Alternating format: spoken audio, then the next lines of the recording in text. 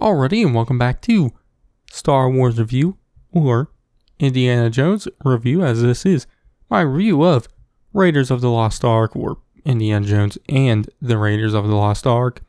It was a film directed by Steven Spielberg and written by Lawrence Kasdan, with a story by George Lucas and Philip Kaufman, and stars Harrison Ford as Indiana Jones, and was released on June 12th, 1981, which is one of my all-time favorite films, a lot like the original Star Wars trilogy. I love this film, and the other indie films a lot, but Raiders is my favorite. I don't really have anything negative to say about it. I can't really think about a single thing I don't really like about it that much. So, that's really all you need to hear. But I'll dive into it a little more. Which, first, Harrison Ford. I love him as Indiana Jones. Obviously, I love him as Han Solo also. But I think, Ford as Indy is him at his best. Mainly because, he is the main star. And with the level of charisma Ford has, he's just great as Indy. He's just so fun to watch in every scene in this film and the others. But, he's also great in action scenes and whatnot. Which one of my favorite action scenes really isn't that much of an action scene. It's just, the one where he pulls out, his gun and shoots the guy when it seems like there's going to be a big fight. Which was, just improvised by Ford. Because it was supposed to be a big action scene, but I think it was there's food poisoning or something going around the cast and crew, and Ford was sick that day, so he's just what the hell, I'll just do this. And obviously it was the one version they went with, so I really like that. And obviously Ford as an improviser is great too. Obviously in The Empire Strikes Back, I think he improvised the the I know line when Leia says I love you to him before he goes into the carbonite thingy. I forget what it's called. The thingy where it becomes carbonite. I don't know what it's called in The Empire Strikes Back, but obviously Ford is great as Indiana Jones, and I love the character of Indiana Jones because of that. But another great thing about this film and all the other Indiana Jones films is the side characters, which the kind of main supporting role is of Marion Ravenwood, played by Karen Allen, which I loved her in this movie too.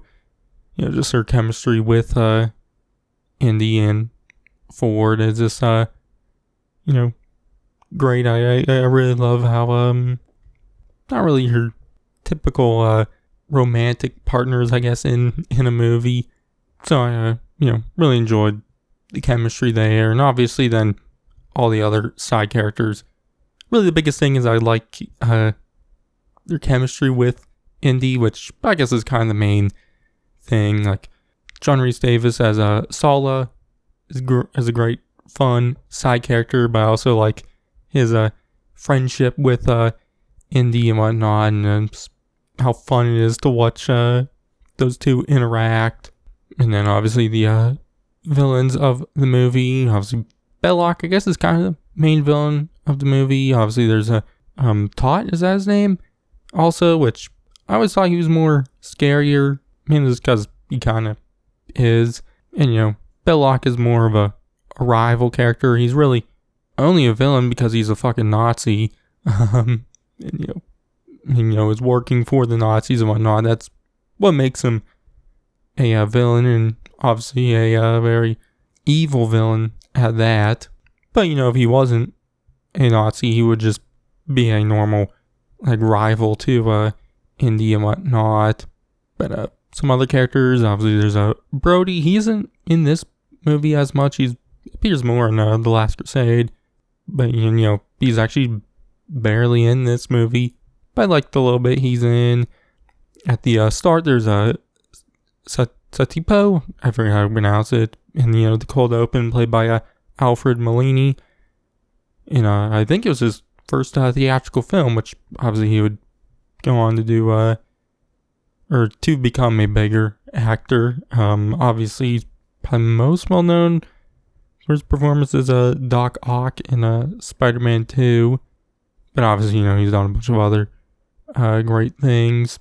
Another character, a very minor character who I quite like is Jock, the pilot of the little ship at the end of the cold open. Obviously, this is a Star Wars channel, and Star Wars, there's a big thing about background characters and being a little too much into them, and the joke name is Glup Shido, I think. Which, if there is that in Indiana Jones, mine would be Jock. I just like the way he speaks and how he has a pet snake named Reggie. I just really like that, and it's obviously sets up the fact that Indy hates snakes. But talked about the cold open there for a little bit, so I'll just kind of talk about that right now, which obviously became a thing for the Indiana Jones series. There's a cold open, kind of the end of a adventure, which sometimes leads into the next one, sometimes is a flashback. But this one in Raiders is probably my favorite, mainly because I do think it is truly a different adventure, but leads into the next one. I really like that, where some of the other ones have, like Temple of Doom, some characters in the cold open then become prevalent throughout the rest of the film. And is also kind of the case for Kingdom of the Crystal Skull also.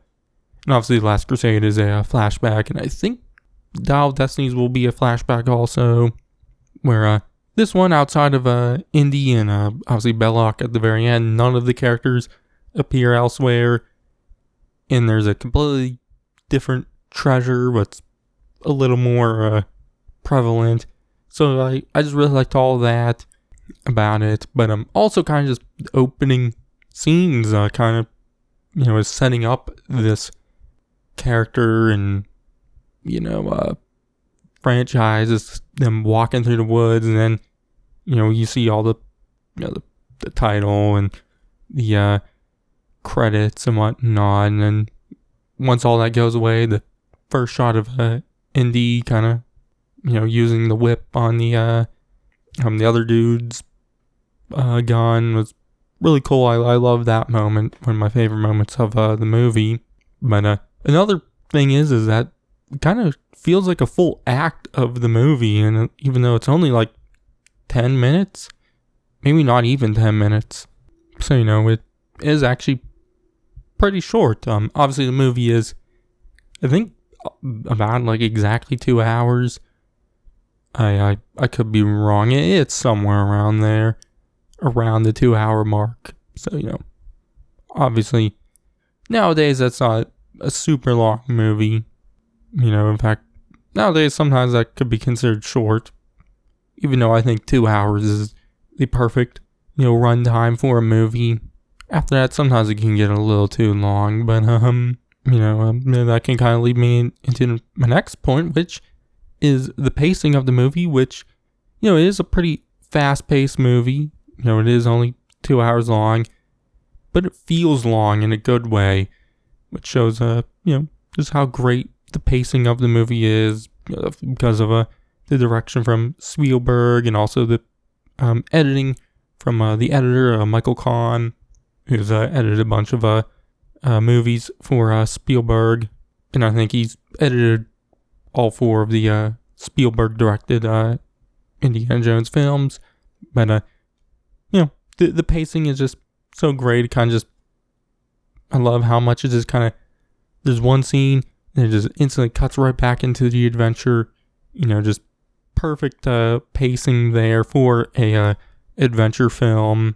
Which talking about the adventure, I quite like it, and just kind of the point of the adventure is obviously the MacGuffin, or the treasure, which in this movie is the Ark of the Covenant.